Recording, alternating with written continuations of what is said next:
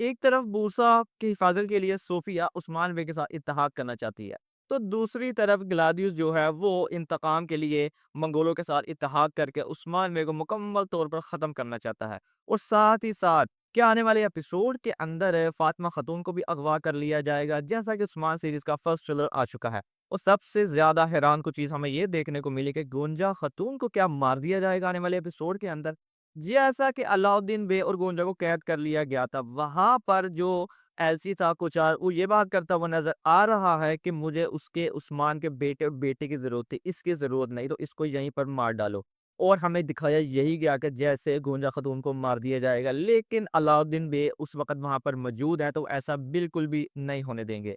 और साथ ही साथ ये चीज़ हमें देखने को मिलेगी आने वाले एपिसोड के अंदर कि वो उससे बात भी करेंगे कि जिस बात के लिए तुम हमारे दुश्मन बन चुके हो, एसएनबी के उस सार को, उसको हमने नहीं मारा। हम कभी भी किसी एक औरत को मार नहीं सकते ऐसे ही बिला वजह। तो हम क्यों एसएनबी के या सारगुन को मारेंगे? और वहाँ पर वो सोफिया का नाम भी लेगा कि सारे शैतानी मंसूबे के पीछे तो सोफिया का हाथ है। तो दूसरी तरफ बात की जाए, जैसा कि अलाउद्दीन बे को तो पकड़ लिया गया है, लेकिन उसे फरीज़ा सौंपा गया था कि तुमने एक बेटे और एक बेटी को पकड़ना है।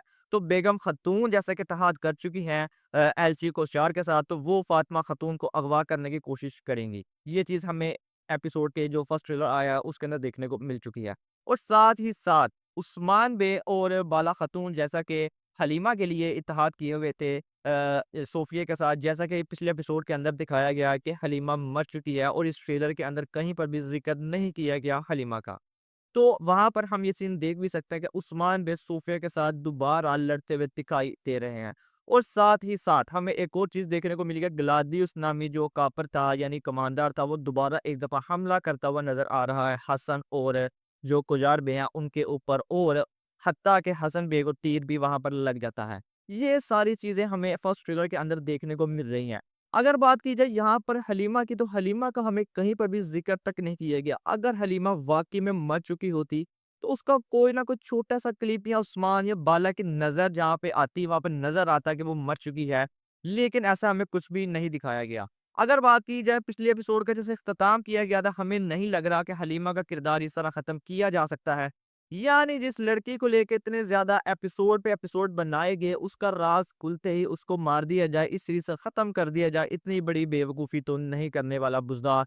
जबकि इस सीरीज़ के ऊपर पहले से इतनी तनकीद की जा रही है, तो ये एक और मौका होगा सबके लिए कि ये क्या था कि जिस लड़की की वजह से 10 से 12 एपिसोड बना दिए गए, उसका राज़ खुलते ही उसको मार दिया गया।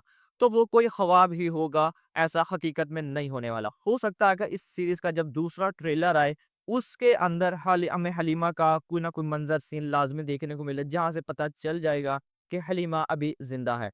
आपको इस बारे में क्या लगता है, क्या हलीमा वाक़ई में ज़िंदा है या मर चुकी है? अगर तो वो मर चुकी है, तो आपके क्या तासुरात हैं ये सब देखने के बाद कि जिसके लिए 10 से 12 से 14 एपिसोड बढ़ा दिए गए, उसका राज़ खुलते ही उसको मार दिया गया।